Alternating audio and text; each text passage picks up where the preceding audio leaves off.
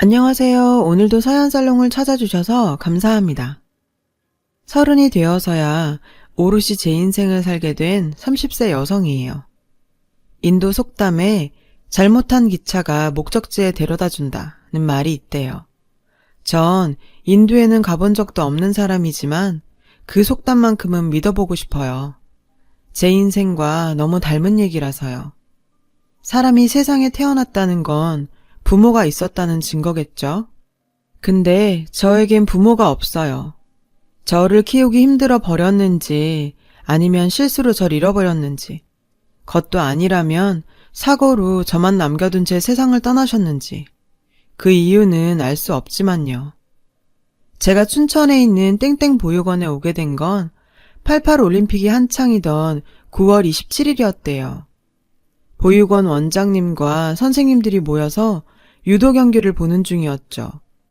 그때 대문 밖에서 아이 울음소리가 들렸고 원장님과 선생님들은 밖으로 달려 나왔대요. 문 앞에는 포대기에 둘둘 말린 갓난아기가 있었죠. 바로 저요. 이름도 나이도 태어난 날짜도 그 어느 것도 남겨져 있지 않았대요. 하는 수 없이 원장님께선 제가 보육원에 들어온 그날을 제 생일로 만들어주셨죠. 그렇게 제 생일은 1998년 9월 27일이 됐어요. 그날 이후 전 쭉 그곳에서 자랐어요. 몇 번 입양을 갈 뻔도 했지만 이상하게 일이 잘 안 풀려서 매번 입양은 불발이 되고 말았죠. 결국 전 땡땡 보육원의 터줏대감이 되었어요. 정부치고 살면 다 고향이라고들 하지만 그건 시설에서 살아보지 않았을 때 얘기죠. 모든 시설 관계자들이 그러는 건 아니겠지만 제가 자란 보육원의 원장님과 선생님들은 그리 좋은 분들만은 아니었어요. 적당한 거리를 두고 법의 테두리만 넘지 않는 선에서 우릴 보살펴 주셨거든요. 그래도 이런 공간에서라도 살 수 있는 게 얼마나 다행이었는지 몰라요. 적어도 굶지 않고 학교는 다닐 수 있었으니까요. 비록 사교육을 받을 수 없는 보육원에서 자랐지만 저는 공부를 꽤 잘했어요. 고등학교 때까지 전교 10등 안에 들었죠. 하지만 대학은 꿈도 꿀 수 없었어요. 저 같은 아이에게 대학은 사치니까요. 제 또래 아이들이 연애나 대입 등의 문제를 걱정할 때 저는 보육원을 나가게 되면 당장 어디서 살아야 하나 생계를 걱정해야 했으니까요. 시설에 사는 아이들은 만 18세가 되면 시설을 나가야 했거든요. 저 역시 그랬고요. 당장 살 곳을 찾는 것부터 암담했어요. 퇴소할 때 받을 수 있는 돈은 고작 500만 원 뿐인데 그걸로 집을 구하고 먹고 입고 생활비까지 다 충당해야 하거든요. 500만 원이 크다면 큰 돈이지만 한 사람이 사회로 나가기 위해 필요한 준비 자금으론 턱없이 부족한 돈이기도 했어요. 그래서 퇴소를 하기 전에 살 집과 일자리를 먼저 구해놔야 하죠. 시설에 사는 아이들은 만 18세가 다가오면 모두 이런 현실적인 문제에 직면하게 돼요. 그리고 그건 저에게 해당되는 일이었고요. 어김없이 저에게도 퇴소 날짜는 다가왔어요. 한 달 뒤면 19년간 살아온 시설을 나가야 했죠. 그 무렵부터 전 매일 밤 악몽에 시달렸어요. 아직 살 곳과 직장을 구하지 못했거든요. 퇴소의 압박감은 엄청났어요. 밥맛도 없고 기운이 쭉 빠져선 거의 시체처럼 하루하루를 보냈죠. 그런데 이런 제 고민을 하늘이 알았던 걸까요? 퇴소 2주 전 극적으로 살 곳이 정해졌어요. 보육원 실장님 덕분이었죠. 보시기에 제 처지가 딱했는지 보육원을 나간 언니들한테 전화를 돌리셨었나 봐요. 그중 안산에 살고 있는 저희 보육원 출신인 수정 언니가 절 받아주겠다고 한 거죠. 수정 언니는 어렴풋이 얼굴이 기억나기는 하지만 저랑은 나이 차이도 많이 나고 그다지 친한 사이는 아니었어요. 같이 어울려 논 기억이 없거든요. 하지만 선택의 여지가 없었죠. 당장 나가 살 곳이 필요했고 절 받아주겠다는 사람은 수정 언니 뿐이었으니까요. 그렇게 전 고등학교 졸업식을 마치고 바로 수정 언니가 사는 안산으로 갔어요. 언니가 사는 집은 작은 부엌과 욕실이 딸린 복층 오피스텔이었는데 딱 봐도 한 사람 정도 살면 맞을 공간이었죠. 언니는 조금 넓은 1층을, 전 매트리스와 앉은뱅이 책상 하나가 겨우 들어가는 2층을 쓰기로 했어요. 월세와 공과금, 그리고 생활비는 반반 내는 조건이었고요. 솔직히 저한테는 이 정도도 감지덕지였어요. 가끔 언니 남자친구가 집으로 찾아오면 전 자리를 피해 밖에서 서너 시간을 보내야 했어요. 알바 끝나고 땀에 쩔어 집에 왔는데 언니 남친이 와 있으면 정말 짜증이 났죠. 그래도 어떡해요, 얹혀 사는 주제에. 그땐 조용히 나와서 근처 찜질방으로 향했어요. 씻고 수면실에서 자고 있으면 몇 시간 뒤 들어오라는 문자가 오죠. 그제야 전 피곤한 몸을 이끌고 집으로 향했어요. 그래서 언니가 남친과 헤어졌다고 했을 때 정말 좋았어요. 이제 찜질방도 안녕이구나 했죠. 근데 안타깝게도 얼마 안 돼 수영 언니는 다른 남자를 사귀게 됐고 여전히 종종 찜질방을 이용해야 했죠. 당시 전 오전엔 편의점에서 일을 하고 저녁 땐 고깃집에서 알바를 하고 있었어요. 하루 2탕을 뛰고 나면 몸은 힘들지만 월세 보증금이라도 모으려면 어쩔 수 없었어요. 같이 사는 수정 언니는 근처 골프장에서 캐디로 일해요. 보니까 벌이가 꽤 괜찮은 것 같더라고요. 게다가 일 특성상 비가 오면 일 안 나가고 그렇게 집에서 쉬기도 하고요. 그래서 처음 언니 집에 들어올 때 저도 언니 따라 캐디 일을 배우고 싶다고 했었죠. 그랬더니 언니가 한사코 반대를 하더라고요.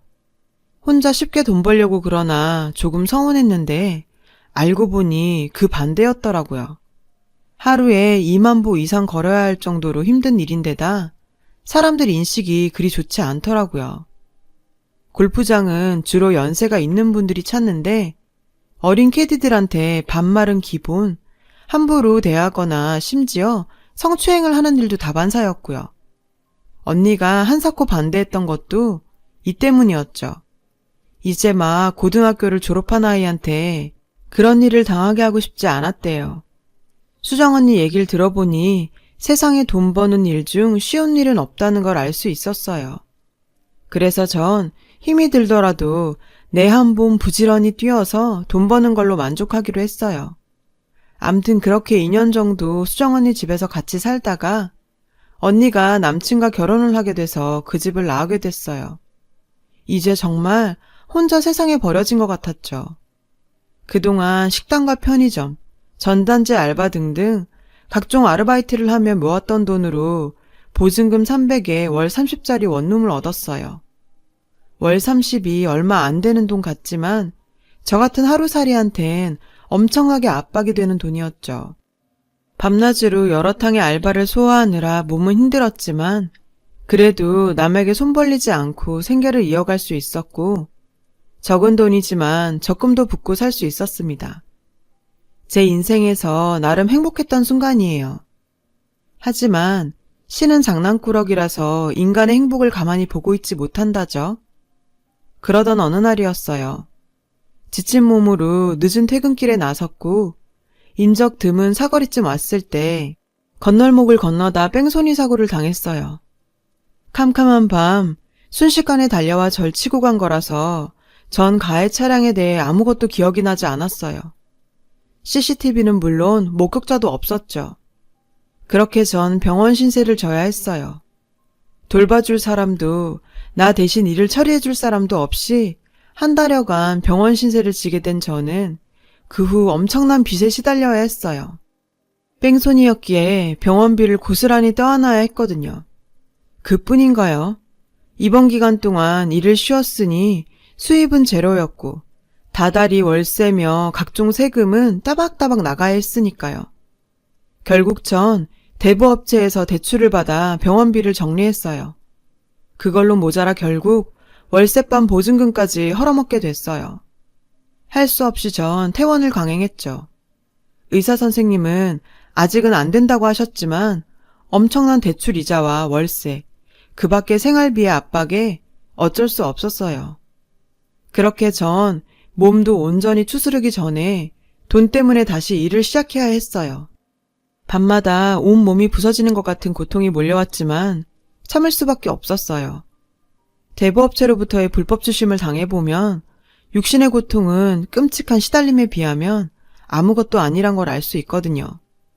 하루하루가 지옥 같은 날의 연속이었어요. 결국 전 일을 늘리고 지출을 막아야 했어요. 하지만 이미 제 생활에서 더 이상 줄일 수 있는 부분은 없었죠. 먹는 걸 줄이는 것밖엔 방법이 없었어요. 일하던 식당에서 먹는 점심밥이 제 유일한 끼니였어요. 식당 일이 바빠 끼니를 거르게 되는 날은 생으로 종일 굶어야 했고요. 편의점에 삼각김밥이라도 하나 사 먹고 싶었지만 그 정도 여유도 제겐 없었어요. 요즘 같은 세상에 굶고 사는 사람이 어디 있겠냐 하겠지만 의외로 나와 같은 처지의 사람들이 꽤 있더라고요. 일을 하면서도 배불리 먹을 수 없다는 건 사람을 정말 초라하게 만들었어요. 그렇게 22살 겨울 제 인생은 끝도 없는 터널 속에 처박혀 허덕이고 있었죠. 그런 저를 구해준 건 식당 사장님의 친구분이었어요. 젊은 사람이 어떻게 그러고 살아? 아가씨, 그러지 말고 선 한번 볼래? 남자가 학벌도 좋고 인물도 좋아. 이름만 대면 알만한 대기업 출신이고 게다가 돈이 엄청 많다니까. 결혼만 하면 아가씨는 평생 돈 걱정 안 하고 살게 될 거야. 솔직히 솔깃했지만 한편으론 의심이 가기도 했어요. 그렇게 좋은 조건의 남자가 왜 나 같은 여자를? 하지만 내 처지를 생각하면 그런 의심 따위는 문제가 아니었죠.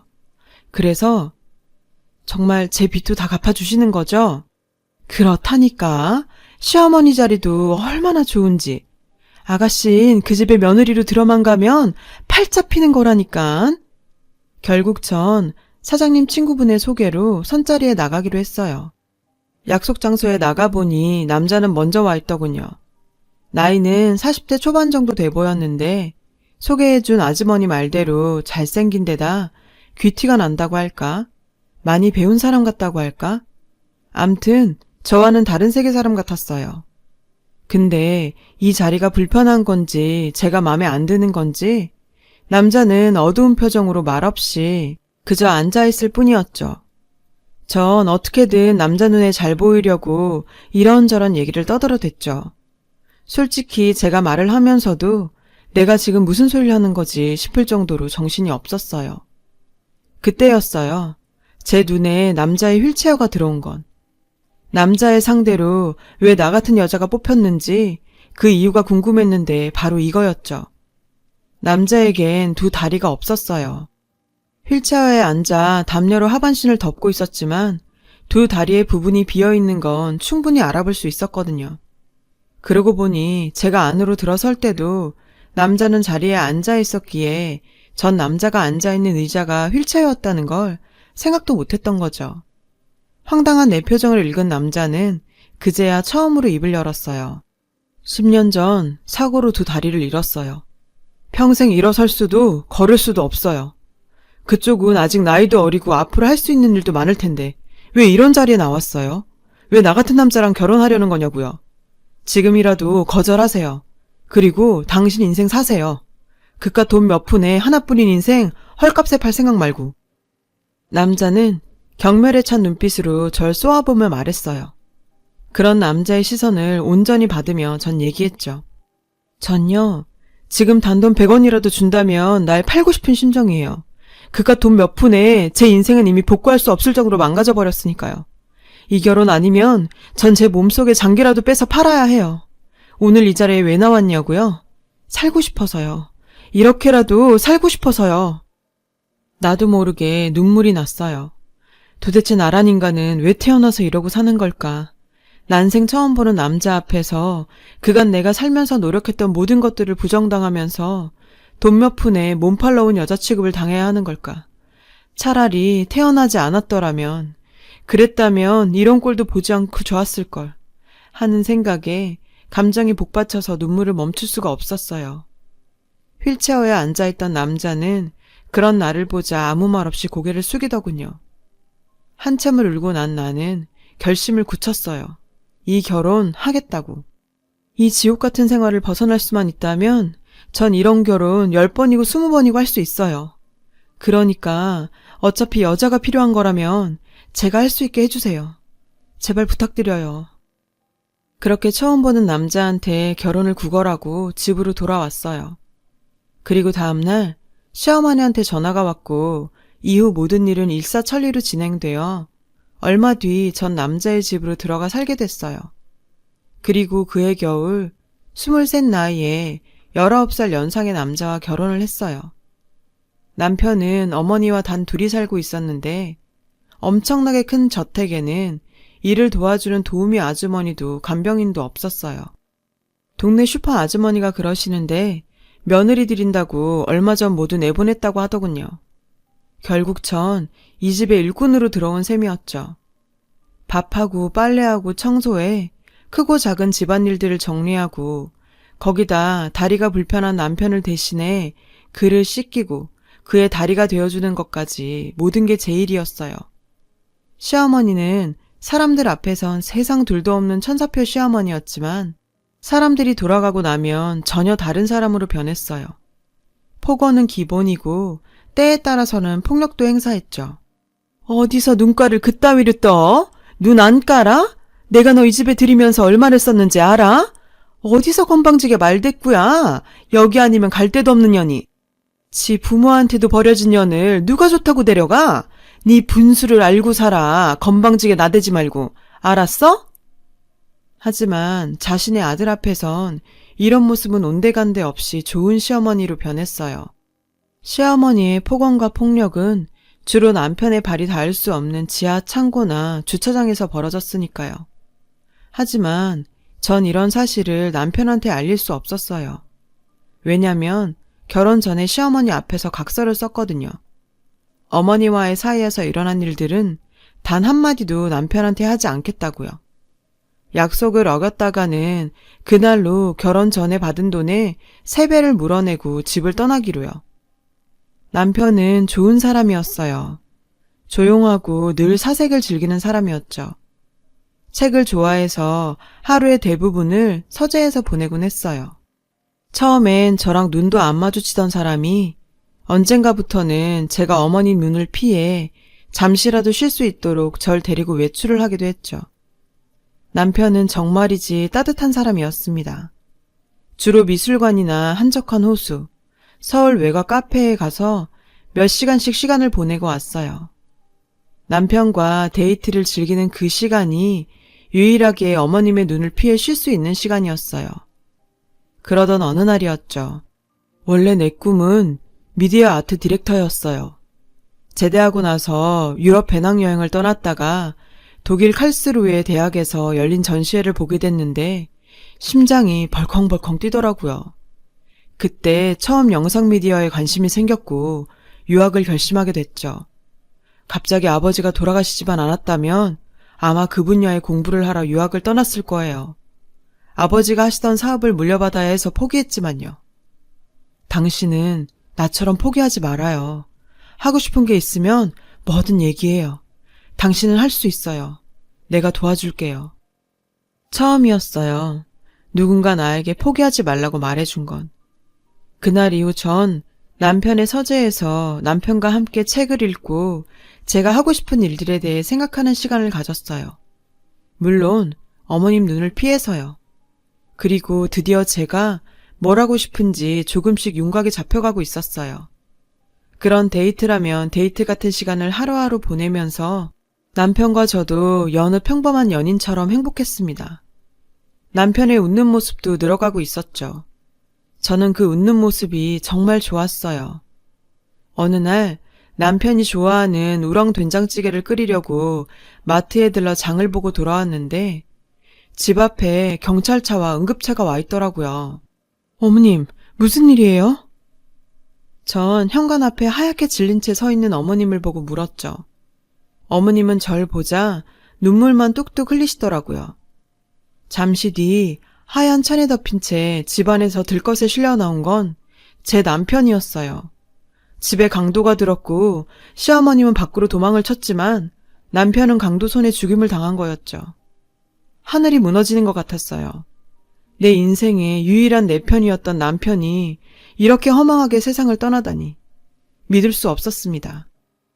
하지만 저에게 닥친 시련은 이게 끝이 아니었어요. 남편의 장례를 치르자마자 어머님이 절 부르시더군요.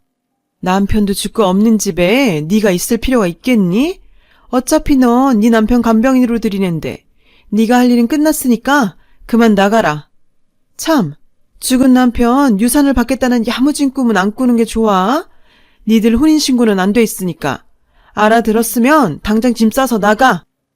어머님, 제발 이러지 마세요. 당장 나가시라면 제가 어디로 가요? 지금까지 그랬던 것처럼 집안일이라도 돕고 살게 해주세요. 네? 전 어머님 바지가랑이를 붙잡고 사정을 했어요. 하지만 어머님은 매정하게 절 뿌리치셨죠. 결국 전 돈 한 푼 없이 집에서 쫓겨났어요. 제 수중에 있는 돈이라고는 그달 생활비에서 쓰고 남은 100만 원 남짓이었죠. 제가 보육원에서 나올 때보다도 적은 돈이었어요. 그렇게 전 짐가방을 들고 다시 찜질방을 전전하게 됐죠. 그리고 한 달 뒤 전 다시 집에 돌아와 있어요. 어떻게 된 거냐고요? 찜질방을 전전하던 어느 날 전화가 한 통 왔어요. 시아버님 때부터 남편네 집 일을 봐주시던 김 변호사님이었죠. 남편이 유언장을 남겼다는 거예요. 모든 재산을 사실혼 관계인 저에게 남긴다고요. 기적과 같은 일이었어요. 덕분에 전 다시 집으로 들어와 살게 됐고, 전 제가 당했던 것처럼 어머님을 집에서 내쫓아버렸어요. 왜냐고요? 남편이 제게 남긴 편지를 통해 알게 됐거든요. 어머님이 남편의 친엄마가 아니란 사실을요. 저 여잔 시아버님의 비서였는데 어머님이 돌아가시자 아버님을 유혹해서 결혼을 했고 그렇게 이 집에 들어온 거였어요. 근데 야속하게도 결혼하고 바로 아버님이 돌아가셨고 이전에 만들어 놓은 유언장엔 어머님 얘기는 없었던 관계로 모든 재산은 유일한 혈육인 아들한테 남긴다는 아버님의 유언대로 남편한테 간 거죠. 어머님과 사이가 안 좋았던 남편은 어머님을 내쫓으려 했지만 그때 교통사고로 하반신을 다치면서 그냥 함께 살게 된 거였고요. 어머님한테는 제 남편이 눈의 가시였어요. 남편만 죽으면 그 재산이 다 자기 거였으니까요. 그래서 길을 쓰고 결혼을 막아왔고 집안 어른들 때문에 그게 쉽지 않자 혈육이 없는 천의 고아인 저를 데려다가 며느리랍시고 아들 병수발에 집안일까지 부리며 살았던 거죠. 솔직히 저 없을 때 집에 강도가 들었다는 것도 의심스럽지만 증거가 없으니 심증만 가질 뿐이죠. 다시 집에 들어가던 날 전 어머님한테 처음으로 제 속에 있는 말을 다 쏟아냈어요. 어머님, 이제 어쩌죠? 이 집에서 나갈 사람은 제가 아니라 어머님이신 것 같은데요. 저랑 남편 혼인신고가 안 돼 있다고 남편 재산이 모두 어머님 찾은 줄 아시는 모양인데 제 남편 그리 허술한 사람 아닌 거 어머님도 아시잖아요. 김 변호사님한테 아직 연락 못 받으신 모양인데 이 집 그리고 남편 명의의 부동산과 주식 그 밖에 은행 잔고는 모두 사실혼 관계인 제 앞으로 남긴다고 유언장을 남겼다지 뭐예요. 근데요, 전 어머님한테 당한 걸 이 정도로 끝내지 못하겠어요. 제 남편이 교통사고를 당한 것도 그렇고 갑자기 강도손에 죽임을 당한 것도 그렇고 너무 의심스럽거든요. 어머님이요. 솔직히 물증은 없어요. 근데 심증은 가요. 전 어머님이 제 남편 죽인 것 같거든요. 그래서요, 이거 한 가지는 약속할게요. 저 죽을 때까지 어머님이 한지 밝혀낼 거예요. 그래서 어머님이 꼭 벌받게 할 거라고요. 그러니까 절대로 죽지 마시고 제가 증거 잡을 때까지 구차하게라도 연명하고 계세요. 아셨어요? 집에서 쫓겨난 어머님은 몇 날 며칠을 찾아와 집 앞에서 행패를 부렸고 전 경찰에 어머님을 신고했어요. 결국 어머님은 접근 금지 명령을 받게 됐죠. 전 아직도 업체를 통해 남편 죽음의 진실을 밝히려고 노력 중이에요. 아직은 뚜렷한 물증이 없지만 언젠가는 밝혀지리라 믿고 있어요. 그리고 대학 진학을 준비하고 있어요. 사회복지과에 들어가서 공부를 해보려고요. 궁극적으론 사회복지사가 되어서 저처럼 어려운 친구들을 돕고 싶거든요. 비록 저는 잘못한 기차를 타고 운 좋게 목적지에 도착했지만 그게 흔한 일은 아니잖아요. 제 인생은 제 잘못도 아닌데 태어날 때부터 잘못된 것처럼 살았어요.